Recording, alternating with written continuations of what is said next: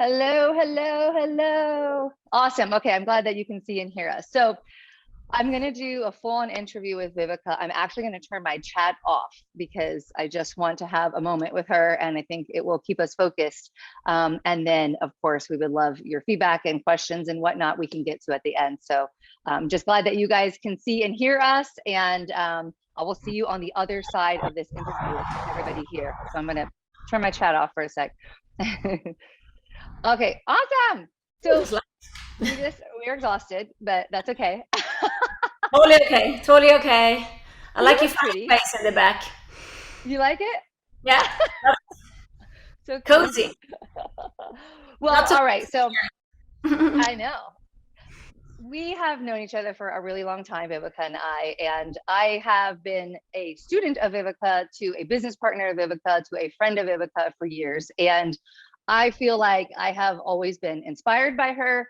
And I thought this was a long time overdue that we get to the beginning of Viveca and how you are who you are and how you became this person that has created this amazing program, Piloxing. And ultimately, what everybody gets to see is what you do in Piloxing, but you wear so many hats in life. And I think that you are a genius in so many ways. And I would love to highlight that and inspire others to find their genius. So that's what this interview is about. So if you don't know me, I'm Cortney, and that is Viveca. You probably know us if you're here. So yeah, I want to go like all the way to the beginning. You grew up in Sweden, and I want to know a little bit about what it was like growing up in Sweden. You are a daughter of wonderful parents, and you are the fourth child. And I want to just start there. Yeah, no, I'm the youngest one. Yeah, we were four siblings, and yeah, my mom and dad, and we. I grew up in here in America. You say two-bedroom apartment with six people and a cat. We had a cat from the start, and I'm into cats. If people know that, I'm into animals. Yeah, uh, it was it was all I knew. I mean, it was great actually. It was now when I'm thinking back. I mean, I'm thinking I'm really spoiled now, and my daughter is spoiled because we have a house and like a lot of bathrooms, and we had one with six people, so that was a little bit different. But yeah, I was the little one, so I was probably the most spoiled actually because in a way of spoiling, meaning they got more relaxed. Mom and dad were like, meh. Yeah, I didn't have that much to spoil, but because I was the last one, my older siblings got out really early because we was too cramped. So they were actually moving out pretty early in their life. So I was the last one home. Me and my youngest brother. So it's a sister that's the oldest, and then we have two brothers, and then I'm the girl in the end. So, and actually my sister and I are absolutely the closest, even though there is a gap between us. It's amazing. Yeah, she's my rock. When you were kids too, were you guys close with that age gap, or did that come later in life as you were adults more? We were close because there was my mom and dad was so busy and had to make a living. So my mom put me with Gunilla. Her name is Gunilla. She's like, here, take the little one and take care of her. So I kind of like hang with her, and I don't think she liked it at that point because she was a and I was 10 years younger than her, so it's kind of like it's a big gap, and so she had to take care of me a lot, and I was just hanging looking in the bathroom when she did her makeup. I mean, I remember that, sitting on the bathroom and looking at she can have makeup, and I was with her even when she had friends over and so on. She probably was annoyed by me. I loved it. Yeah, you probably got to learn a lot of, teenage things before Yeah, teenagers did. absolutely. And I think in Sweden we grew up pretty fast too, in a way of you have your independency. I mean, I see the difference from me when I was young to Ariella, and here in America, you guys looking from Europe and so on, it is easier in your like it's a little more. I think the time has been harder for people that are a little bit more aware of the kids and so on. But back in my days, I mean, we could do a lot of things. My parents didn't know where I was after school, and I just came home, and and it wasn't calling. And now I'm like, call me when you get home, call me when you did, and like when Ariella grew up. So it's a big difference. But yeah, I had a lot of freedom and hang with my sister a lot. Mm-hmm. So your parents, they had to work obviously to keep that household going. And I know that your dad was an artist. Yes. Tell me a little bit about his role in the family. Yes. So when I grew up, when I remember when I was smaller, I remember my dad worked at night and actually was a welder at a shipping thingy. I don't really know what it was, but I just knew he worked nights, and then during the day he slept, and then he painted. That was when I was really young, and then he wanted to do just art, and you can't really survive on art, really, as we know. It's very few people that can survive on art even today. So you always have to have another gig. So he worked in school, and was an art teacher. So it was still in his field, and yeah, he was an artist, and he had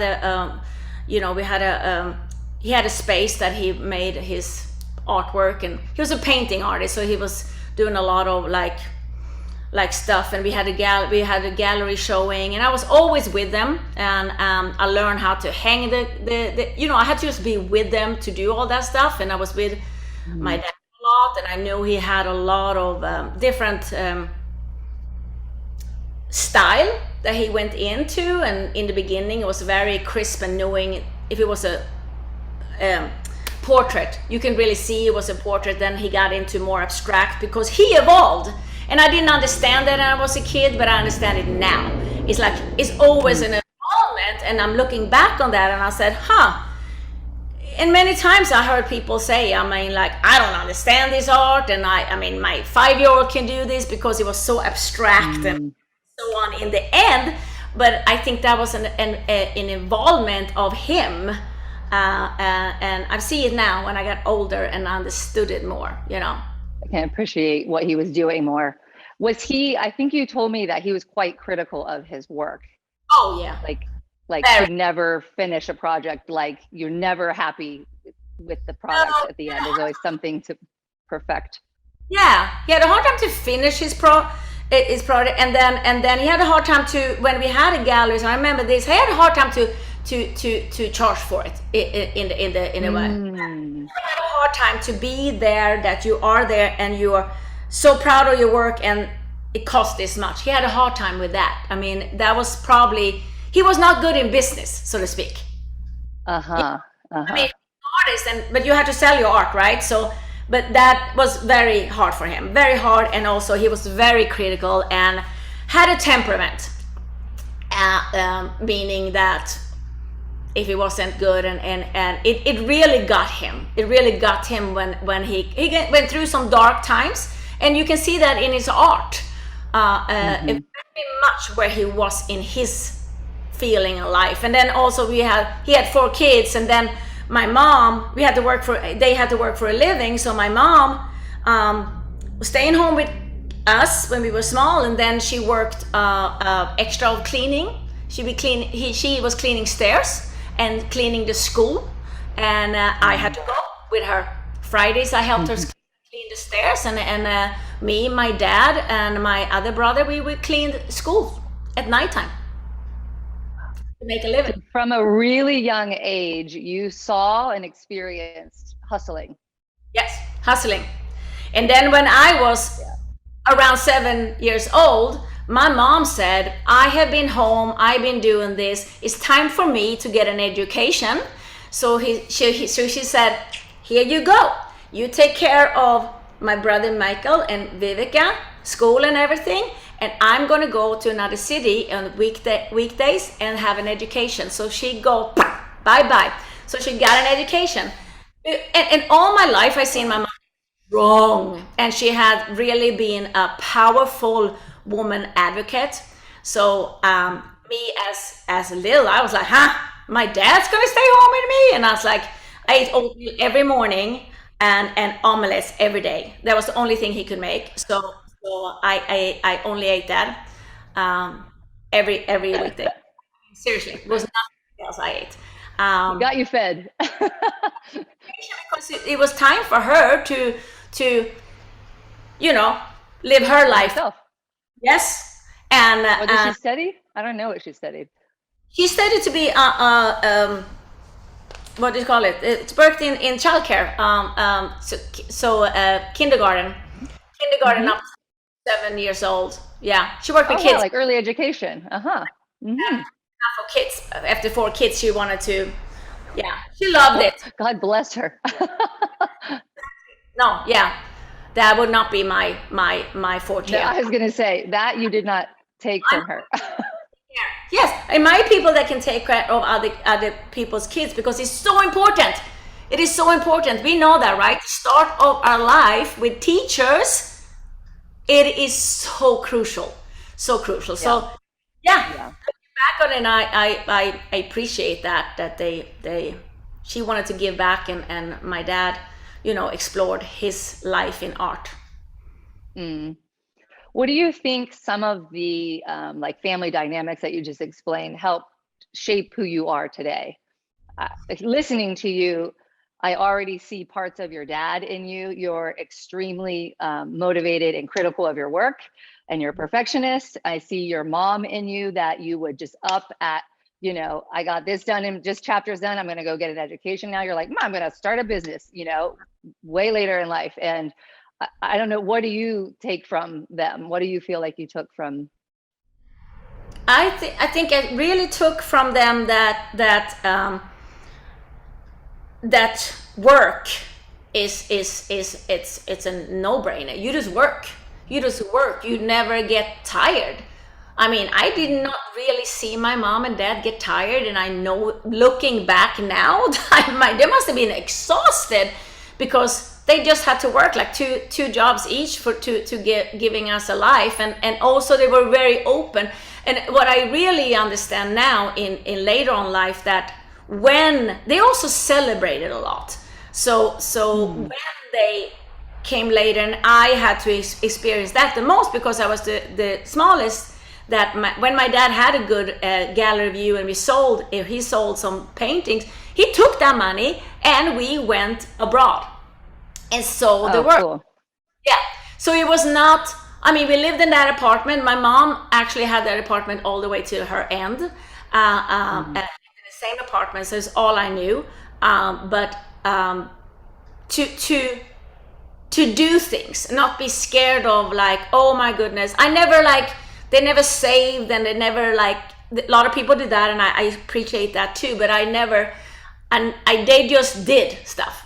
They're like, oh, we got this, we have to see the world. So we went abroad, and went to Africa, India, around in Europe a lot, and my dad always explored out to the not the tourist part. We were always, we lived in a tourist hotel, but he always explored with the locals. And that time it wasn't that much of tourists, so, and I went with him, and we had some really good experience, and I remember some of them that was really like, whoa. Now I was like, okay, that was weird, but it was good for me, because they was not sitting still. They were not sitting still. They didn't play safe, and I understand that now. That's how you are. I see that in you so much, that in fact, I'm learning what I'm asking you. I'm learning, because I know a lot about you, but I don't know all these details. And so I see so much of that. And as your business partner, it was so challenging in the beginning, because Viveca works, and there's no stopping. And if it's going to happen, it's going to happen. It doesn't matter what hour of the day, or if I have to take on 7 jobs to make it happen. Like, that's your mentality. Like, you are going to make it happen. I've known you to have multiple jobs in the time I've known you. And I know that in your past, you have carried multiple jobs at all times. And clearly this is where you come from. So you make it work. And then you celebrate, and then you enjoy it. Yeah, I enjoy it. And but that was that, and also later on in life, and right now, not so far away, I also realized that I put that on me, And sometimes I put that on other people, and I couldn't understand that, why they wasn't like that. And that had been that has been something for me that I learned very recently, that I could have been more understanding and more open about that. But it was all I knew, and it took me a while to figure that out. Hey, but it also at the same time got you where you are. So there's pros and cons, right? Yeah. Yeah. So Yeah, no. were you, go ahead. Go ahead. You go. I want to go back to dance. So obviously you were a professional dancer. I think a lot of people know that, but were you like, was that a dream always to be a dancer? Where did that come from for you? And when did that start? See, I don't have dreams like so far along the way. It comes to me really quick, and then I react on it. See, I'm never been a person that like, oh, when I grew up, I'm going to be this. I didn't know.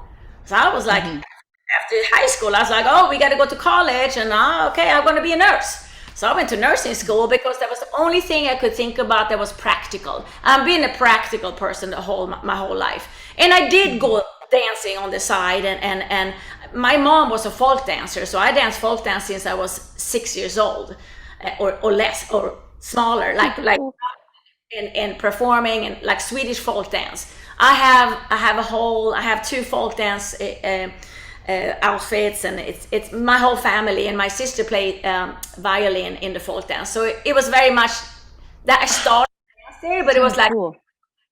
Yeah, it was every Saturday my mom taught for the kids, and I was there. Just that's what you just do, you just go, and I had my own little group that I was in, and had to learn that my whole life, but I did so, but still I wasn't, oh, I guess I'm going to be a nurse, and I want to go to school there, and then I suddenly was having we had to go like to go to a different department in the hospital to have your what do you call it, your not technical, but your partial, you have to learn, you have to be out in the field. First you read, right, and then you have to be out in the field. Practical. Mm-hmm. So I was like, fill in, Cortney. I was trying. So when I was practical in one department that I actually liked, it was the intensive care, actually, and I do like that. It was very hard, obviously, but it was very much action in intensive care, and that fit me. But I started to do dance school there, and I started to dance in the hallways there, and I realized that, okay, maybe it's not for me this to be a nurse. So I took myself and applied to a school in Stockholm, and I woke up that morning. I had a boyfriend at that time. It was early for me, but I deliberately had put the alarm on. I woke up and deliberately put that alarm off, and said, I don't want to do it. He woke up, and then he said, you are calling, Viveca. You are calling. You are calling. So then, or actually I had to go up to Stockholm, and I was like, oh God, I'm doing this. Okay. So I did it. We drove up to Stockholm and I had to audition for this school. It was very nerve-wracking for me, I remember. And I came in like to a pre-course to the Ballet Academy later on. So I came in there, and that was tough to be away from home the first time for me in the weekdays. That was tough. It wasn't that far away. It was Stockholm and Eskilstuna. It was like 2 hours drive with car, but it still was tough for me to not having my family and then my boyfriend that I had my people. Mm-hmm. But then I changed. Then I switched it on. And that was my life. When I got into it and finding that I love dance, that was like nothing could stop that. Nothing to explore that. Were you naturally talented in dance, or was that something that you had to work at once you found it? I mean, I think I had some natural talent because I came into the school, right? They took me. but I didn't know. I didn't know no vocabulary. I remember I did a pirouette the wrong way. I remember that. See, my audition, I was like, "Oh, you're gonna do a pirouette," and I was like, "Oh," I did a pirouette that rain, and I don't think it was a cute pirouette even. I guess they saw something in me, because I did like to dance, and I have a lot of like. Then they put music on. I just love music, so I mean, some expression or whatever. I had definitely had to work on it though. It was not that I had a technique from the start. No. Before that, I had done bodybuilding. Right, actually before that, and I did some competition. Yeah, that was before that, and that helped me. My bodybuilding experience that helped me in the dance because I really could hone in on the muscles and knowing what the teacher told me to. So that really transferred to me in dance, and I remember I thought because to isolate muscle and I was doing competition in bodybuilding and to isolate and do that free, posing and all that stuff really helped me in the dance technique. So. So when you auditioned, I mean, did you even know what a pirouette was? Like, did you have any training, or how did you? That's intimidating to come into a space knowing that others are auditioning that have obviously whatever experience they have that you may not have. You had folk dance experience, but nothing more. And I had some like evening courses in dance, like home evening courses, and I knew kind of like a pas de bourrée. Like that.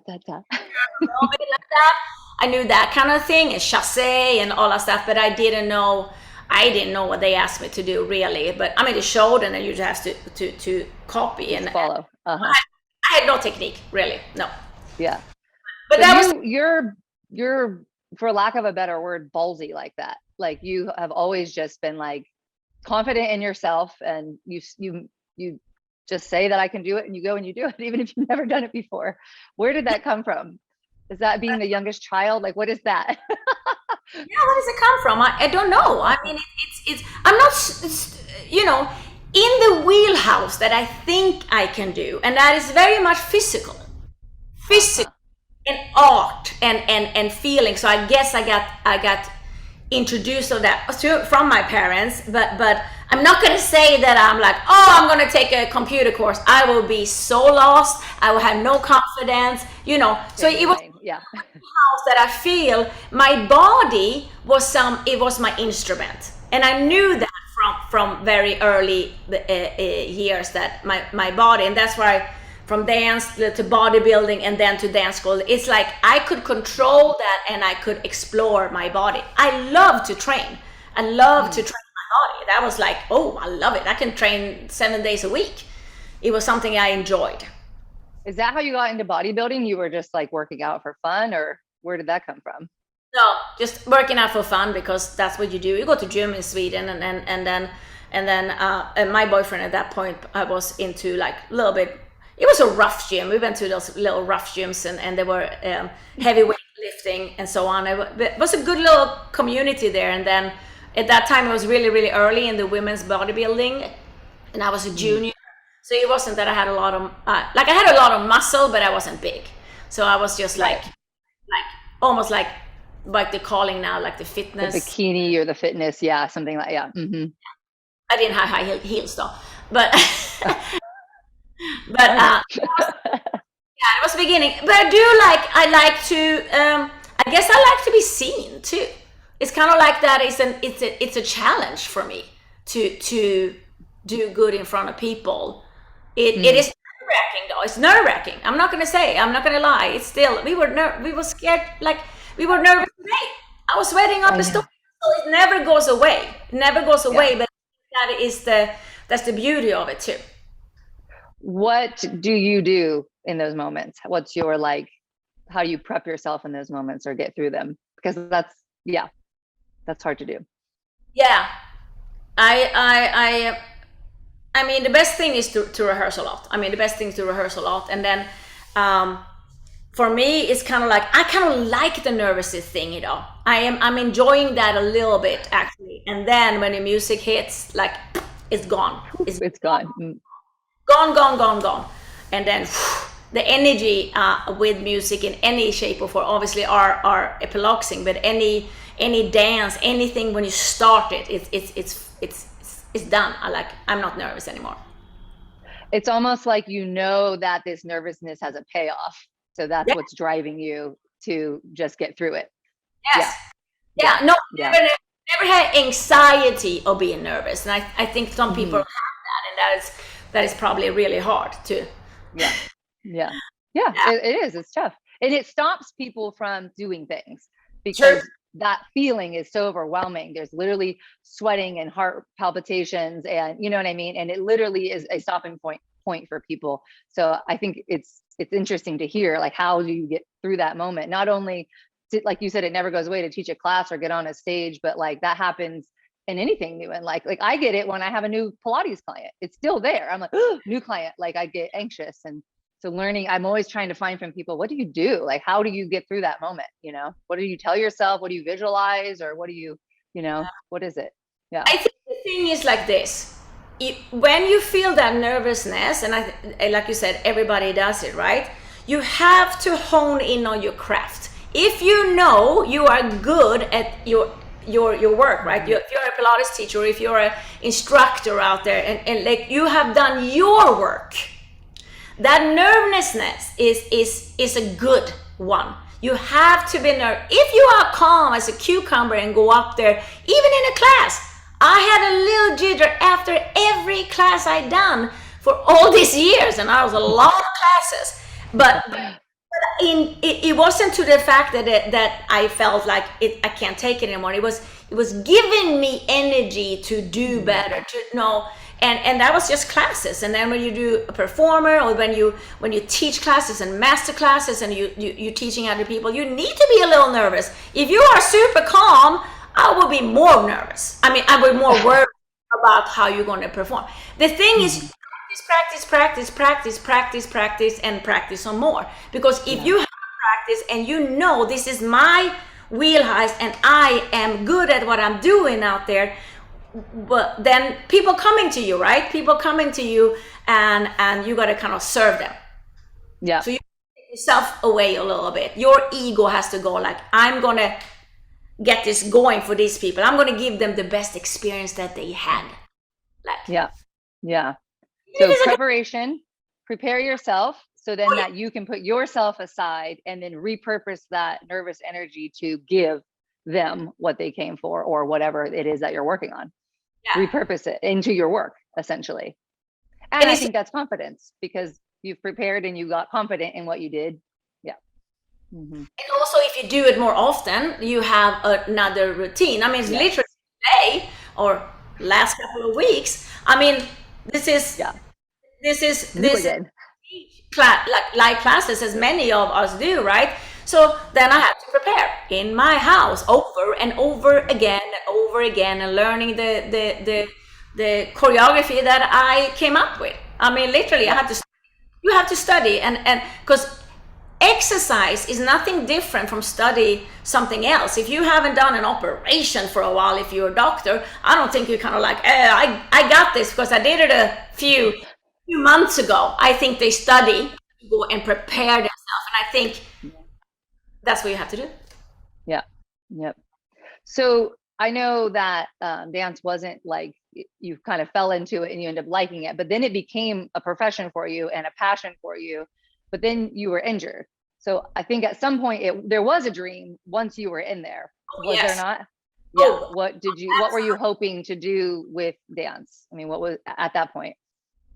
I just want to continue dance. To tell you the truth, I think a lot of dancers just want to dance.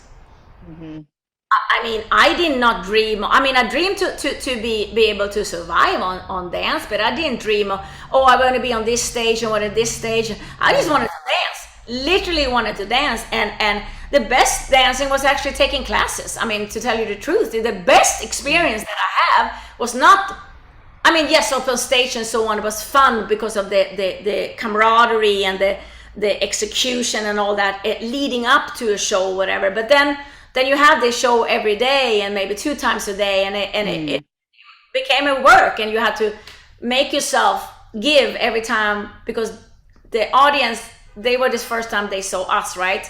So you have to really be on you and not be lackadaisy on that one either. But that is a job. That is a job, and I was lucky to be able to do a lot of it actually, and of course I wanted it to continue. Absolutely, I wanted to continue. But then, so then, yeah, you got injured, and obviously that just ended that journey for you. How did you deal with that? And that's a terrible setback in life. What was your strategy or plan at the time to kind of get through that? I didn't have one. Yeah. Who does, right? Yeah. Yeah. No, I didn't have a plan, and life just like was there, and I was like, oh, okay, I can't do this anymore. And obviously I could have gone into it again and really go, but like during that time, after a couple of, a year or whatever, if I could have gone back to dance and really like perfect my craft again and having that go. But then I kind of like got pregnant and so on, and my life turned. So that was a whole different life for me, and that was confusing. I was going to say that was a lot on top of a lot. Obviously having your daughter was probably the biggest blessing in your life, but at the time I know it was devastating because you were essentially a single mother from day one. From day one, there was hardship with that. Yeah, survivor hardship. I think it was like and confusion of like, oh, what is this going on, and having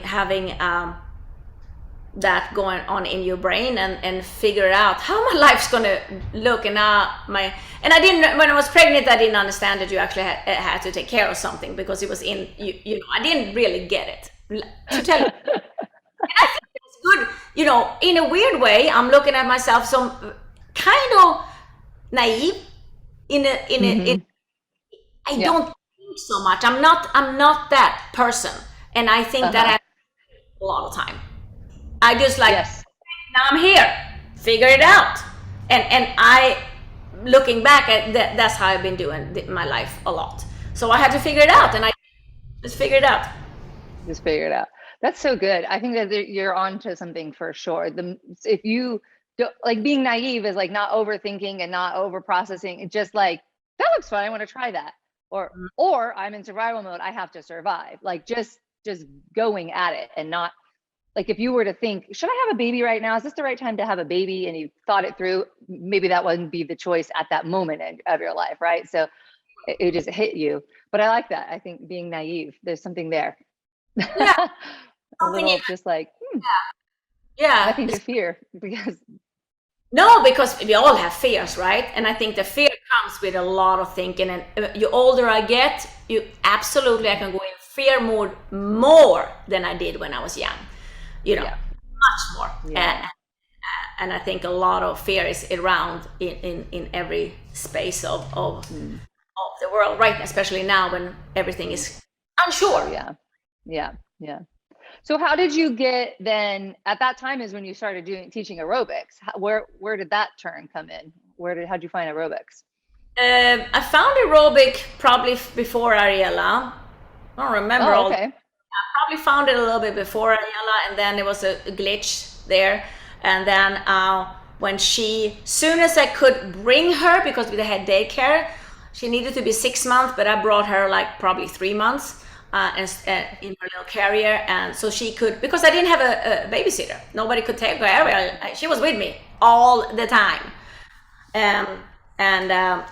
so I did aerobics with her in the childcare there, and then sometimes they were outside with her screaming her lungs out in the window there, and I'm like doing aerobics. I was like, oh shoot. I was like,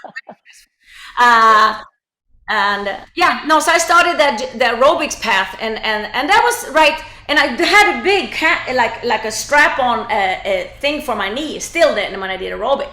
After I still had it, because then I started aerobics and it was not the best for my knee, because I never did an operation. I just kind of healed. So I had a big kind of like thing. I don't know if you remember that, Cortney, but I had it for a long time. I don't think I knew you that early in. Yeah. For be able to do what I needed to do. Started aerobic, and it was pretty successful. We had lines outside the door, and I had a good time, because there I could live again, right? So it was like Uh-huh. this little stage was, let's step up. But I was like, yay, we're living There again. was a taller speaker though that you jumped on. True. There was I remember that. and screamed in the class. Yes, that's true. That is true. Uh, Talked about this before actually, and I want if you're listening here to I think it's okay to like to be seen. mm, It is nothing to be ashamed on, because because it's not for me. I like to be seen so I can give to the people. It is an energy there. yeah. If I didn't like to be seen, I mean, I wouldn't do what I do.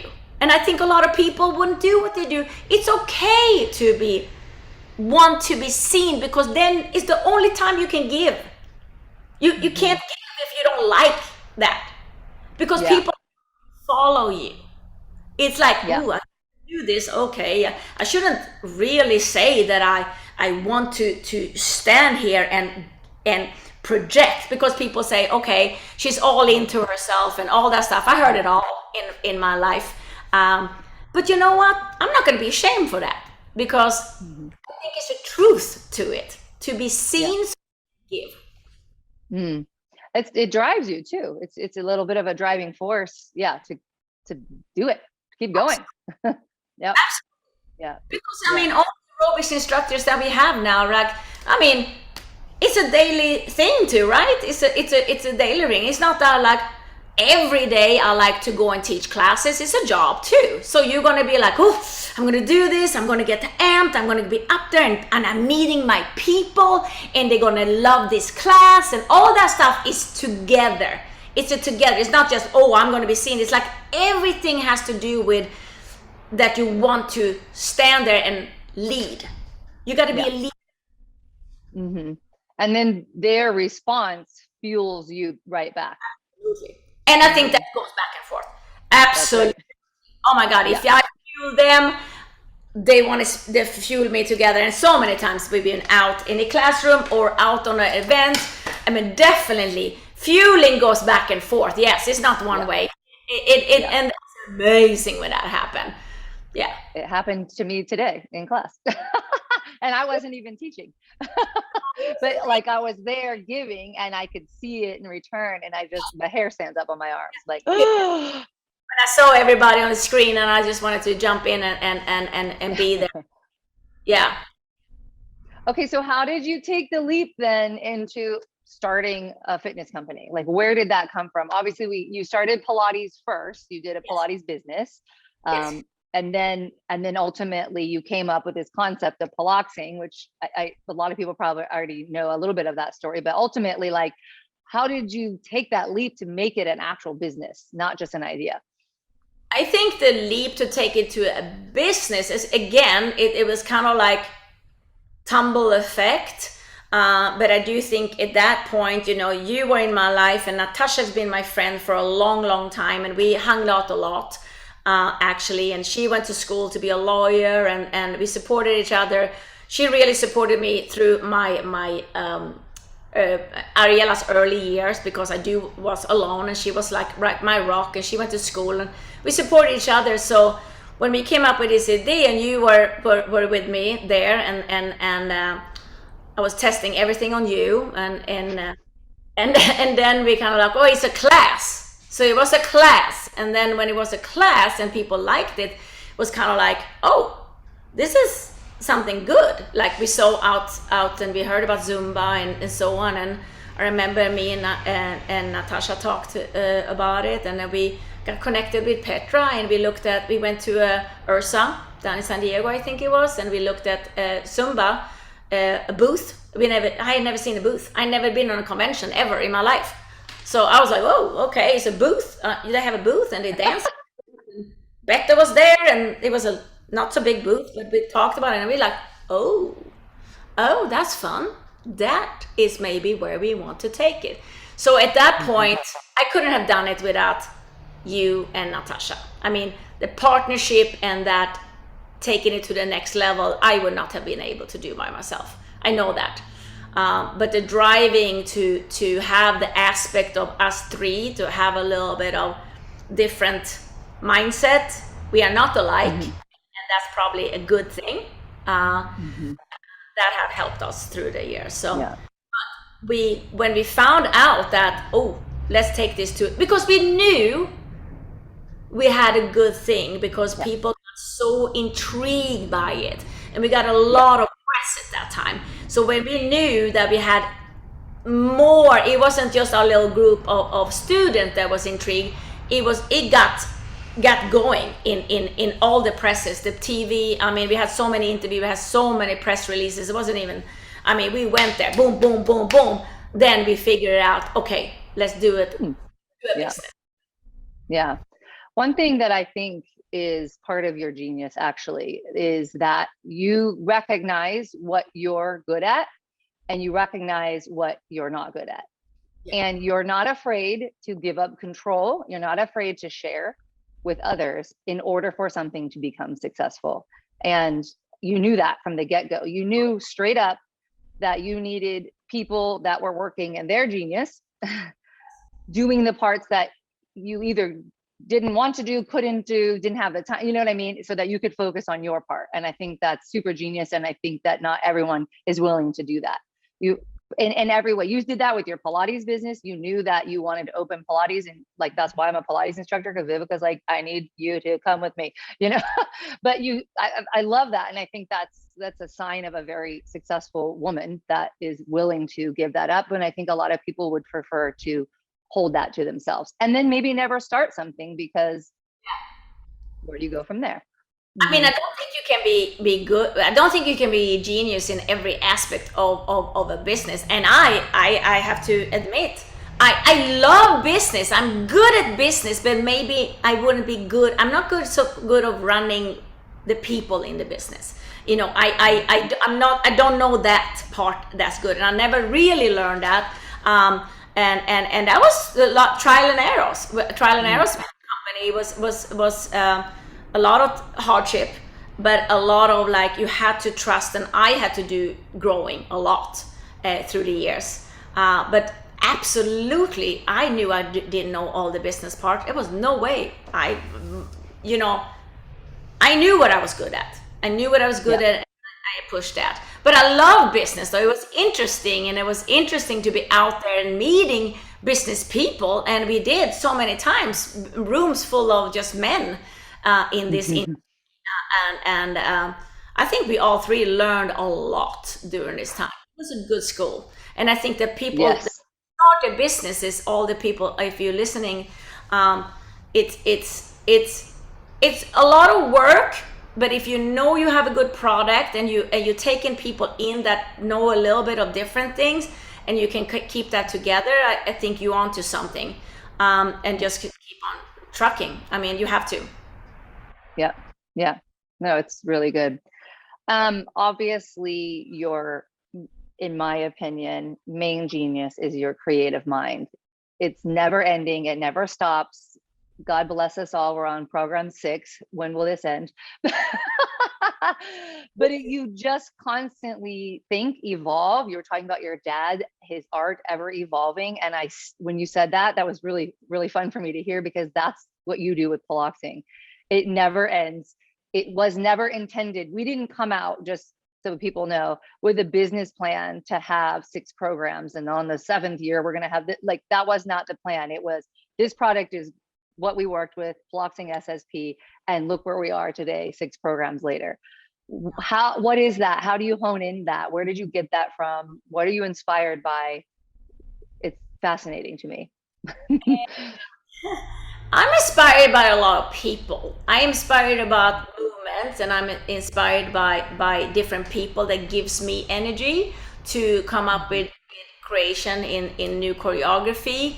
And when I see movement in a person in front of me, or when I look at something now on Instagram and all that stuff, I look at a lot of dancing and look at movements, and that inspire me. I mean, it's kind of like you inspired a movement, and then I can structure it. I structure it. I feel where we should go with different steps and so on. And I'm excited that we have our creative team that is more people in it, because that made me grow. It made me grow, and I don't want to stop growing. I want to see other people move. I want to see them give suggestions, and we take it and we morph it and we do it together. And I still do all the choreography almost, but it's because I also know the not that I'm saying that nobody else can do it. I'm saying that I know maybe where we need to go, but I want to evolve, and I feel like we need to evolve. It maybe don't look the same like it did when we started all the stuff that we know, but that's the beauty of it, right? And we gotta not be scared of change. Change is good. I want to move into do more stuff and with Piloxing and change, and if we like the old stuff, good, because it's still rocking. But change is good for us to challenge ourselves a little bit. Yeah. So I got a question from people who were submitting some questions. Do you start with music? Do you start with movement? Do you start with sequences? Like let's start with SSP, for example, our main program. How do you begin? They want to know, how do you do this? No, it's a good one. So a lot of people like I work with my team, right? So they come in, and I do like to work two all the time. I work with you a lot of time.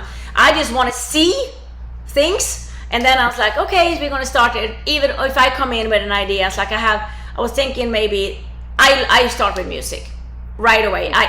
Music inspired me. And then even if somebody come in and they say, I was thinking about a step here, and I was like, oh, can I hear the music? I can't even. I look, I go, okay, I don't know if I like that or not. Can I hear the music? I love to work to the music. I'm not really even counting in music ever. I just listen to nuances in music a lot. I know counting in my body since my dance. It's just in me. So I almost have hard time to count sometimes, to actually, what's it for? I can't. You ask me sometimes. I was like, don't know. The verse came there, and it was an intro, and it was a prelude, and I know that. I know music. I love nuances in music. That drives me the most. And that's been like, sometimes it's really cool music that we found, and sometimes it's like, oh, can't feel this really, but you still got to do it, right? So yeah. It's funny because from a business standpoint, that has always challenged us, because in a perfect world, we create a bunch of choreography and have a library of it that we could just release over time, right? So that we're not every quarter producing, right? But she's so inspired by music that, and we obviously give away the latest tracks every quarter, not something from a year ago. So we wait for the music, because the music inspires the choreography. And from a business standpoint, we're always like, hurry, but we can't, because you do not settle for mediocre, period. So it's not it has to be this way. And that's why the product is what it is today, because like, for example, a knockout, I'll work with another team member and we'll come up with ideas for a knockout. We'll bring it to Viveca, and then she will listen to it, add the music, do all the pieces. And then literally it's like taking a painting and repainting it.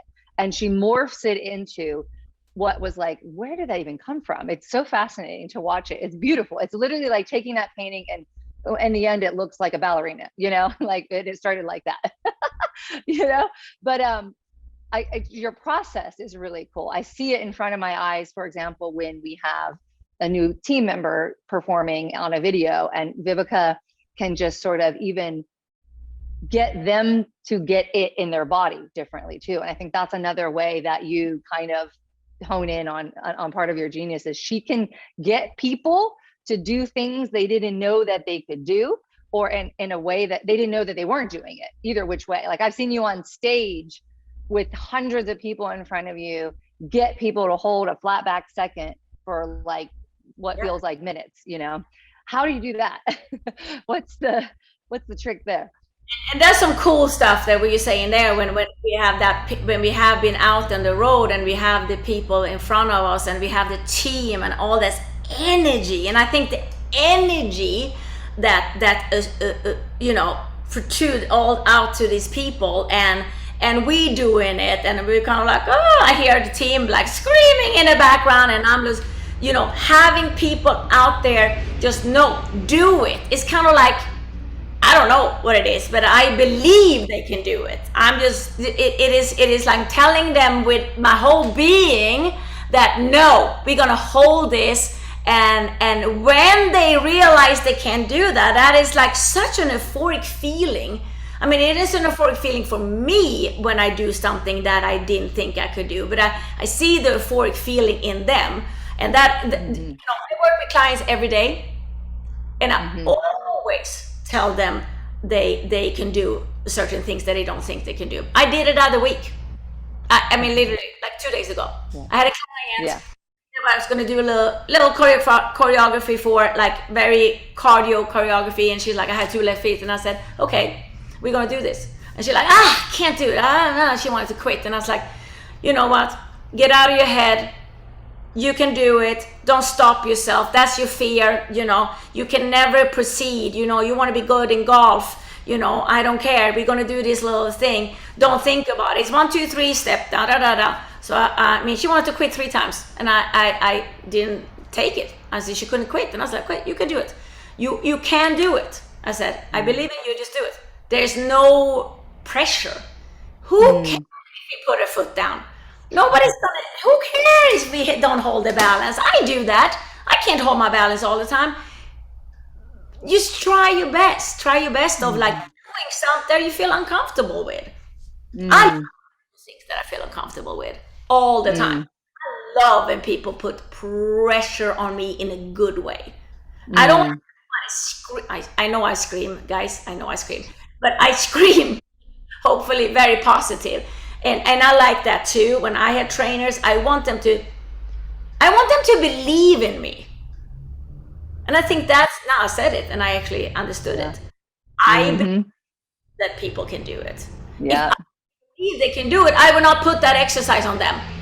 Yeah. I'll see people out in gyms, trainers, that have people that absolutely should not squat with a big medicine ball in front of them because they can't do it. Yeah. And it's not going to be good for them. You have to understand, you're going to believe in people that they can do it if they're in their wheelhouse of what they can do. You have to understand the person that's in front of you. Yeah. And that takes knowing your craft and knowing how to apply that craft to the right audience. Yeah. Yes. Yeah. You have to, that person is not going to be like that person. You have to change. You have to change how you express how they're going to do it, because how I told this person to do it, that person not going to understand it. So you have to change your way of saying it, and you have to understand what can you apply on the people that are in front of you. What can you apply? You got to know by just you do not have to know them. They don't have to come to your class 10 times. You need to see. You can judge what a person can do and not can do, because they will right away. Yeah. I think the person can do in the warm up in a whole class. I was going to say, you do that with massive groups of people. Like, you know where to take the choreography, how long to stay, how hard to push, when to let go, when to come back, enough that people get an experience that they didn't even know that they were coming for. They didn't know that they could or couldn't do something, but they got something out of it. That, and in my experience over the last 15 years of doing this, is I got in touch with a part of myself that either has been lost or I've never found before. And we have people cry after class. I cry often. I cried today. I was crying during the cool down, because it's like, yeah, you get it. Like, I wish I was teachable. And I think a lot of people have it. I know. I think a lot of people have it, and I think that don't be afraid of looking stupid and giving of yourself. It's not choreography when you sink into the music. If you feel it, other people are going to feel it. If you fake it, other people are going to fake it with you. It is and not everybody has it. I could not do what you do, Courtney, and what Natasha do, and other people. I can't. But the thing is, when we are in front of people and all the instructors we have, and not every instructor gonna have that, but I think it's a lot of people that have it, that haven't been, that has a little scared of going there, because maybe or like that. And I do not like to look at myself after filming and so on. I don't like to look at filming, because I do look a little stupid, and I know I maybe it feels really good when I did it, and I was like, yeah, that was cool, and I look at the video and I go, oh my god, what am I doing? You just have to it's Viveca-isms is what you're doing. You have things, like you have a thing with your head, you have a thing with your eyes, you have a thing with your arms. There's things. We love It's them. funny because I've seen a lot of people grabbing that out there. I recognize that with a lot and awesome. Take it and then bring your isms, because we all think, I think we all have it kind of in us a little bit. Right. But you always take inspiration. Yeah. There's a lot of people that get inspired out there. I love to look at good presenters out when I'm out. I love it. That's amazing for me. I see some really good presenters and instructors out there. I love to look at that. Is there somebody in your life that has or does inspire you, or was like a mentor for you? Oops. I mean, all through any time of your life. My teachers. Teachers always inspire me. Teachers and coaches and trainers always inspire me, because the thing is, they know more than me. Like it's like I want to know more, and then I have to go a teacher or a coach or a trainer, because even though I know a lot, I don't know everything. I want to be taught. I want to be a student. Oh, to be a student is absolutely the best thing ever. If I could be only a student and make a living of that. Right. I think that is something that's just a really nice, interesting way to live, is to always be a student. I want to jot that down. Like, always be a student, always learn, never be afraid to learn something new. Yeah. I had to be a student on my own craft when we did. I literally studied what we did. Like, I had to get into my body, look in the mirror. Oh my goodness, do I know this? How do I do it? What am I doing? So there I had to be a student of my own choreography, right? And make it a little bit more interested or not, or whatever, feel it a little bit different that I felt when we rehearsed it or when we filmed it. But always be that student. How can I give more, and how can I do more of being good, make it more fluently in your body, whatever, Mm-hmm. Yeah. It's like, oh, I know this because it's my stuff. I know all the stuff. Nope, absolutely not. Yeah. Yeah. So what would you say to someone who's looking to find their genius in them? Where do you start? If they have an idea and they thinking about it, even if it's kind of like maybe it doesn't make sense right there, but they have an idea and they hone in on that idea, go for it. Step out on that ledge, you guys. Step out. If you do not step over that ledge, you never know.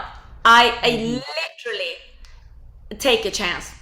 The chance of and I think people are so intelligent out there. If they have something that they brew on and so on, and they and test it with people. If there is an idea, or talk to people, but it doesn't have to be physical, instructor or coming up with a new program or whatever. But if it is a program or something like that, test it on people, see the reaction, and take in what didn't work. You guys, take in what Listen. Everything you do is not going to work.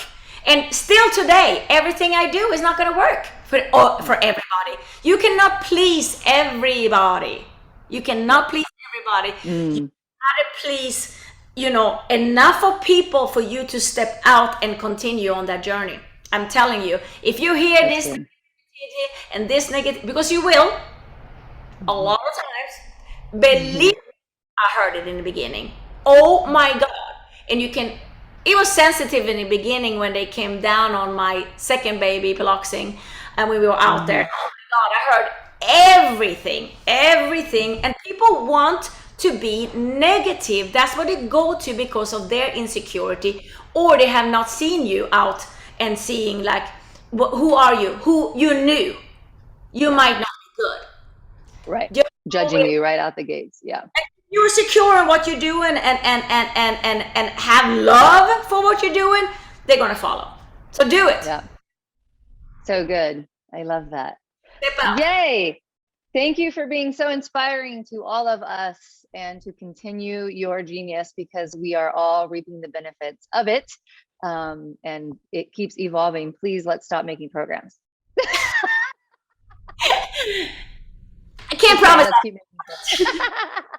Thank you guys for listening, and thank you for actually hanging on with us, and hopefully that inspired you, not just this, but inspired you guys to be instructors, to lead people and lead you to other avenues. And I've seen it actually. People have told me that and what they have become and so on, and that is amazing for me to hear those stories. And I see it out when you're starting businesses. You open studios. It might not be from us, but we are involved somehow. You are out on stage presenting these programs, and then you can present other programs. Whatever you guys want to do it. Yeah. I want to ask you one more question. How do you want to be remembered? Ooh, damn. Oh, I don't know. See, here I go again. See, I don't think about the future so much. And that's been also a thing.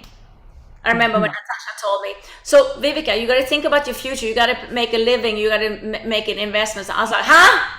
I have to, what? Really? I remember, oh God. I mean, I obviously, anybody wants you to think about you positive.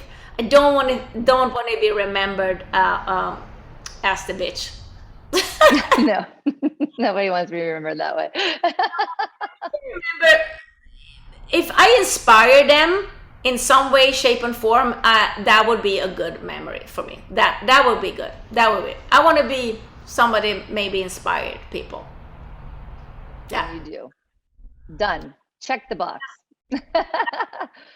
Awesome. Yay. Thank you, everybody. I see you all down there writing in chats. We appreciate your time. Thank you, Viveca, for your inspiration and all your honesty and realness, because that was awesome. Thank you, guys. Thank you, Cortney. Welcome. All right, you guys, stay tuned. We're coming back in the afternoon for more live stuff, but go now over to the boxing video with Viveca and her boxing professional coach and watch it. That's right next in the schedule. And then we'll see you again ourselves tonight at 5:30 p.m. Pacific Standard Time for SSP. And then we'll do Booty Plus after that. But in between there, make sure you check out everything that is on the schedule. I love all the chats. Yay, I know, I love it. I'm reading everything. Yes, Oh, mwah, mwah, mwah. You guys are awesome. So much for listening. Oh, thank you. Oh, so sweet. Big hearts. Love it. Oh, yay. Carla, Anthony, Aura, Doritha, Nice. Alicia, Martina, Angela, Sabine, Brianna, Valentina, Yvonne, Jeanette, Chelsea, Anuska. Am I butchering names? How am I doing? There's Anthony, Mia, Mark, Michelle, Chelsea. I'm doing it. I'm saying these names. My Brit. Frankie. You guys are awesome. Yay! Yeah, super awesome. All more down there. Awesome. Okay, you guys, we'll see you later. We won't keep you. There's so much to do. Bye.